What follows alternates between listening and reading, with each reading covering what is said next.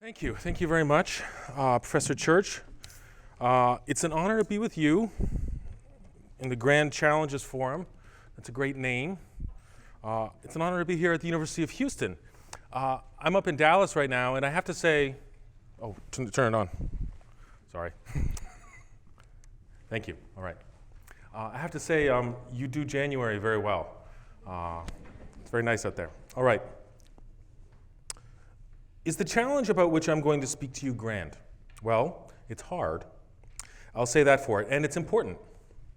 Political speech, understanding it, responding to it, this is not only an urgent and serious matter, as a glance around college campuses and at the news will tell you, but one that has compelled reflection since at least the days of the first political philosophers in ancient Greece, 2,400 years ago. Indeed, it was there that the art of rhetoric was discovered or invented, and that Aristotle first surmised that we were political animals, precisely because we had what he called speech. That this topic should be controversial is not new. It is the oldest of old news.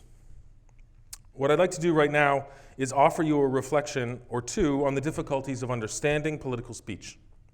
My talk is as unadorned and as little rhetorical as I can make it. I come in absolute sincerity. I speak to you as citizens, adults, fellow human beings. I cannot and do not pretend to be an authority on your experience. No doubt each of you has witnessed injustice, perhaps suffered it, ruminated and thought about it already. I leave to you to discern how what I have to say touches your life.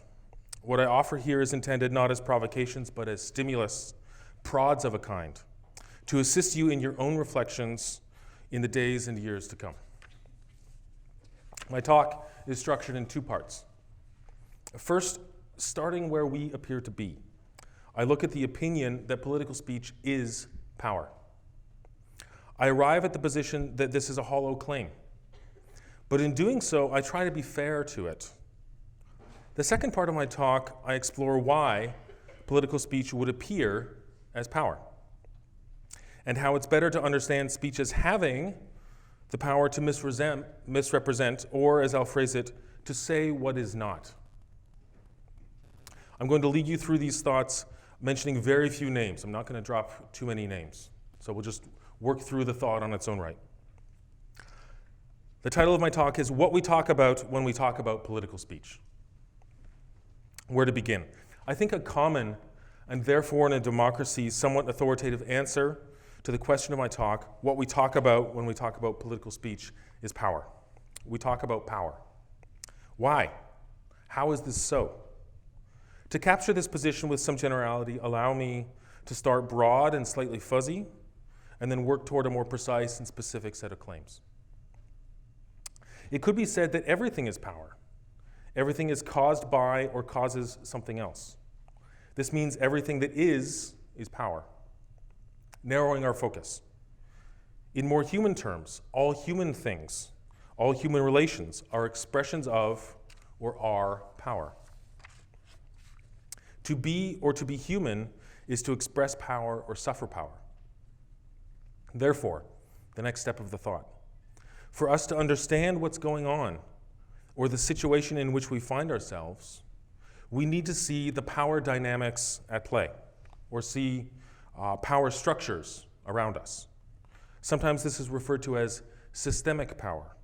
It's all around us. We're in it. The next step. If all human things should be understood in terms of power, then power is not just limited to politics. It shows up in all sorts of relationships, signs, signals, instances. Sometimes this is put into terms of culture. Not just political relationships, and not just economic or class relationships, class struggles express power, but all cultural forms and signifiers capture or express power.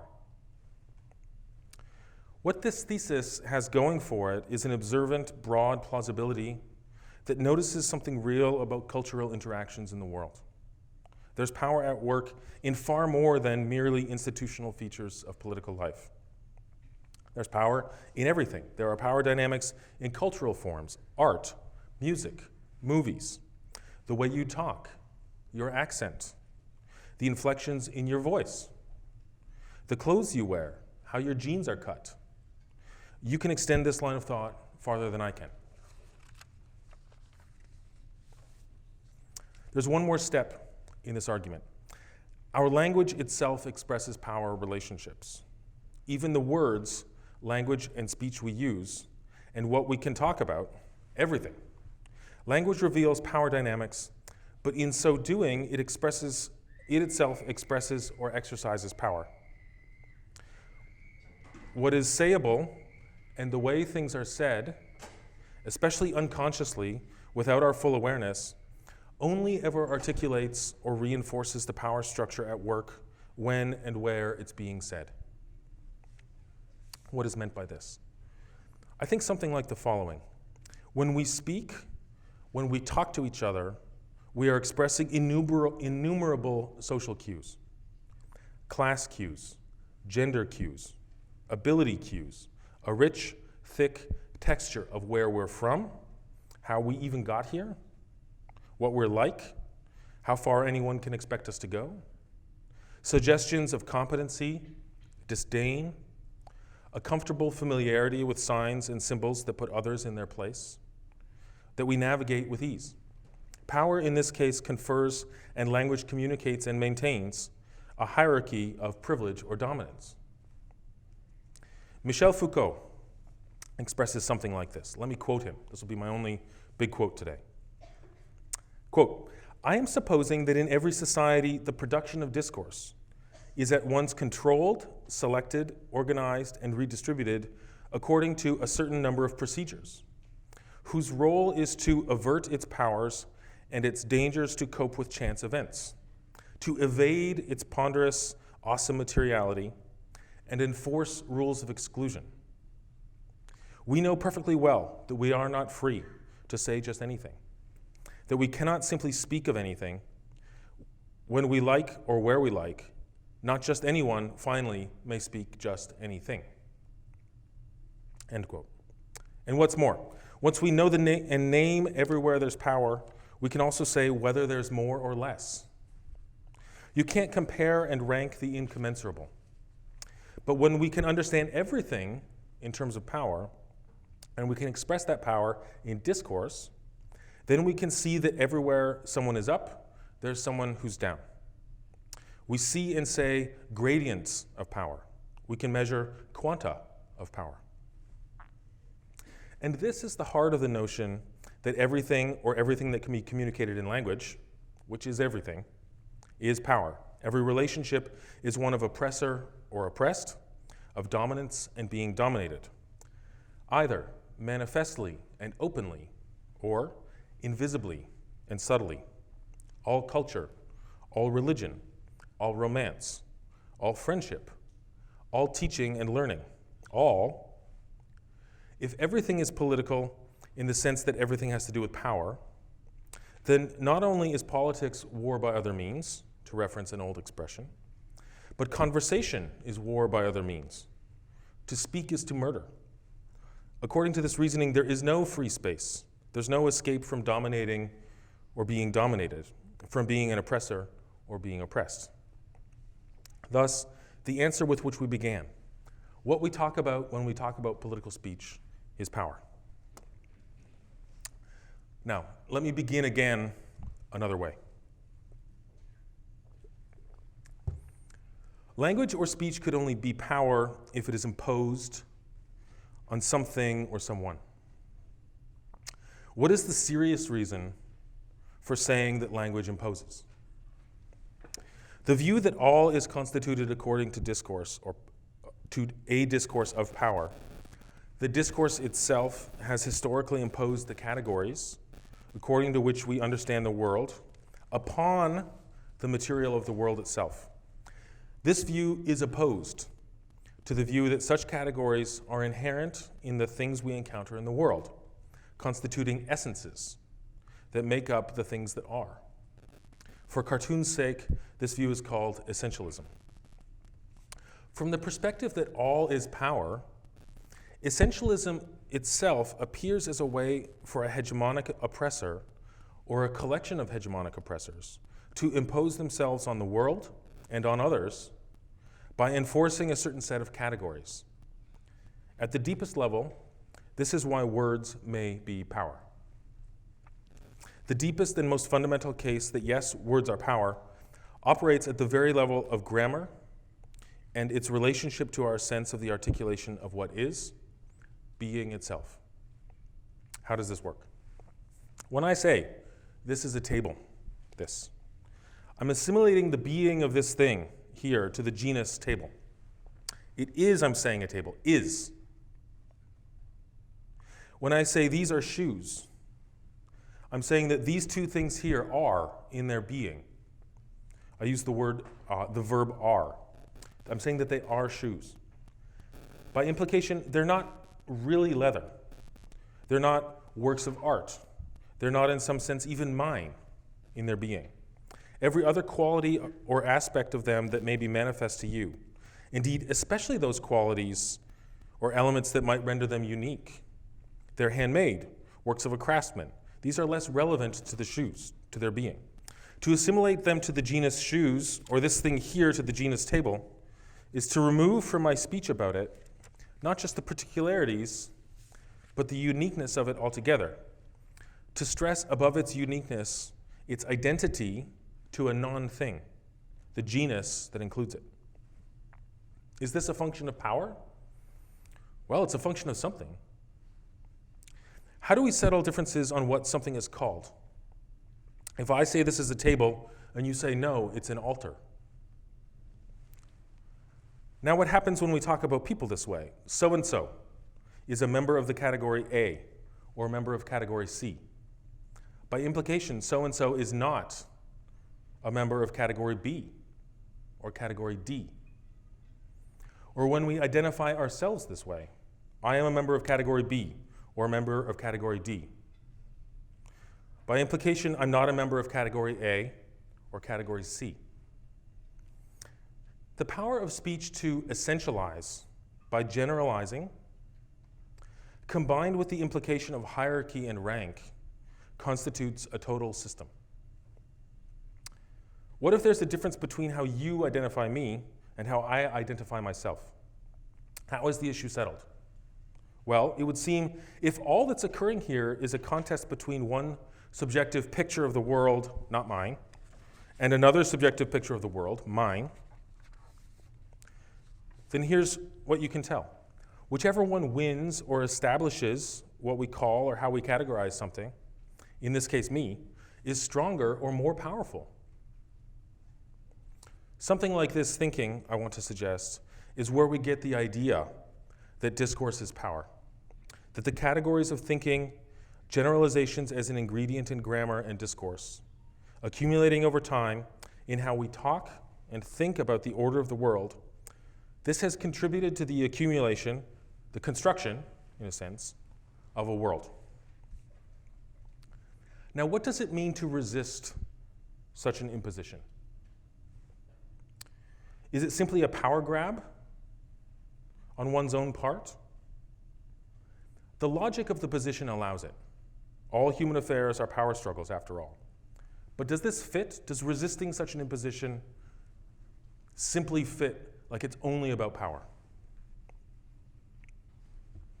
I want to suggest that at this point we arrive at a paradox, one that should alert us to a problem in this way of thinking.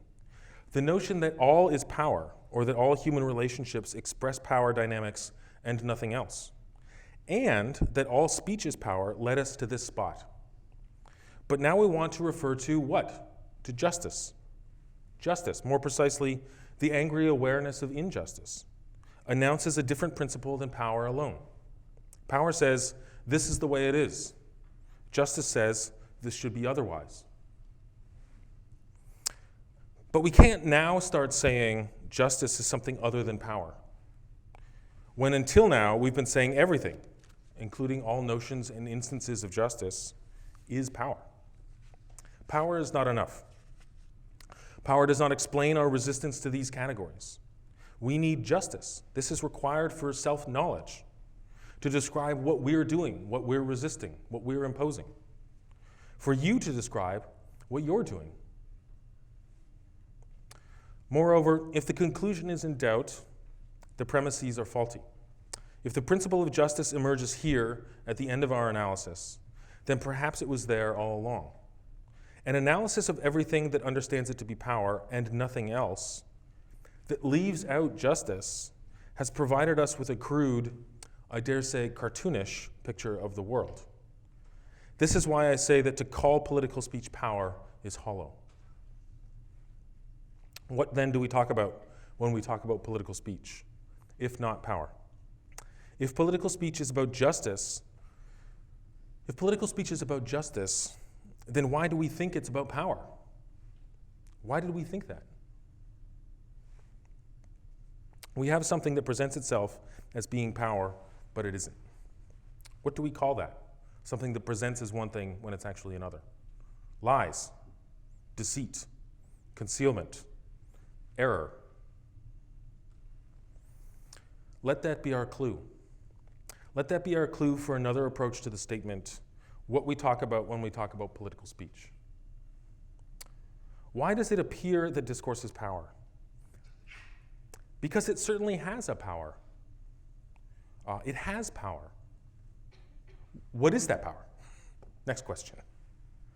This power is its capacity to say what is, to genuinely articulate the world and its features, at least in part, and also, by that same token, to say what is not, to conceal, to dissimulate, to err, to lie. Speech can do all these things. Thus, speech can both reflect what is and construe what is not as though it were. It is both philosophic or rational, and it's also poetic or imaginative. Or deployed by the speaker, it can do both things, and in mixtures unknown. Let me try to show you what I mean. If you're going to name an error, as I've tried to do, it helps to try to say where it came from. Let us at least admit that speech, language, discourse, words, is incredibly powerful, incredibly. More than the split atom, more than cloning, more than solar power, you name it. The power to name and coordinate names, to indicate, that means to point out, by these means things in the world, to communicate and share these indications, to even generate new, real things thereby. It is not wild to call this the power of a god, to genuinely create new things. Now, what do I mean? Our spiritual ancestors in ancient Greece, I wouldn't propose that they were the first or only to have this experience, but they surely reflected on it in a way that is now accessible to us. They had this experience. Where? In the theater, dramatic poetry, tragedy, comedy, tears, grief, laughter, joy. Are the tears less real because the story is fictional? Is the laughter not real laughter? These are real experiences that are generated by nothing but words. We have the same experiences now, we human beings. If I were to slip on a banana peel, some of you would laugh. A few of you at least. I wouldn't. I would need to go to the hospital. But those of you, even if you've been nodding off, some of you would laugh. All right. But if I show you a video of someone slipping on a banana peel, or better yet, a meme, angry baby meme, or confused baby meme with the words at the bottom, that makes you laugh. Is the laughter less real because it comes from words or comes from a picture? I'm suggesting no. What I'm saying is that the laughter is not less real because it's generated by words, the script on a meme, than if it came from a real event, me slipping on a banana peel. This is the amazing power of speech. It can generate in the hearer, in the auditor, real, that is true responses, emotions, thoughts, etc., out of nothing.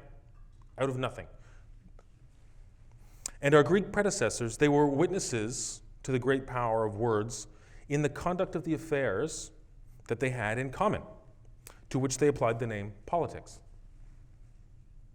In politics, this is especially evident in Republican or Democratic politics. Words persuade and deliberate. The Greeks spoke about how to govern themselves. They spoke about sending their sons to fight in war, die in war.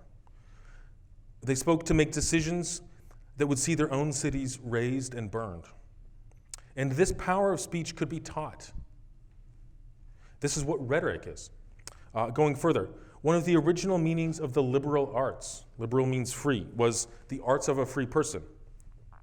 That is, the arts of a person concerned with being free, concerned with the business of free government. Going still further, is this not perfectly evident in the rule of law, where words carry quite literally power? The power of life and death, of freedom and imprisonment. I think it's no accident that one of the leading spokespersons for the contemporary academic propagation of the idea that speech is power is a legal scholar. When words are laws, they are power. So yes, words have power. But as I've already tried to show, to simply equate speech with power is to trap ourselves in a prison without escape. Perhaps more gravely, it is to be untruthful. There's a great deal that can be said about the power of speech on this basis, the capacity to say what is and what is not. But I want to leave you with this suggestion. Seeing speech this way reminds us of the great importance of the listener in a speech, in the auditor, not just the speaker. For any speaker is confronted with another person to whom his own power is subject, in at least a slight way. The person is judging the speech. Is it a correct speech or an incorrect speech? Does it satisfy or repel? Is it obnoxious? When we can see here that there are two ends to the speech, the speaker on one end and the hearer or judge, we can then discern a third thing, the remarkable independence of the speech from both the speaker and the person spoken to, or the auditor, or the judge. The speech has its own independence. And this perhaps is the most amazing capacity of speech, to exist above and beyond the original occasion of its speaking, and thereby to be judged, as it were, by its own lights. For the judge of whether a speech is well spoken or poorly spoken, and the criteria, does this not belong to the person listening at least as much as to the person speaking? And do not listeners come to a conversation or a speech with all manner of background, dispositions, beliefs, senses of propriety, senses of right and wrong? And who here has the power? The speaker or the person being spoken to? Speech has a separateness from the thing being spoken about, but also a separation from the speaker. That's why we can judge something said distinctly from judging the person who said it, a mathematical formula, a work of art, even a political principle. The power of speech is not power. It is representation, representing well or poorly, representing what is in the world. And to see that this is or the power of speech is now to see the independence of speech and to announce the power of the auditor, the judge, as well. I'll conclude with this. Our minds, it would seem, are not altogether ensnared by our words, or indeed the words of others. We have a sense independent of speech to say, is that speech right or wrong, true or false? Is it saying what is or what is not, or somehow and in some way both? Thus we can say at least this much, that our minds need not be fully enslaved to the power of speech, to say what is and to say what is not justice. Thank you.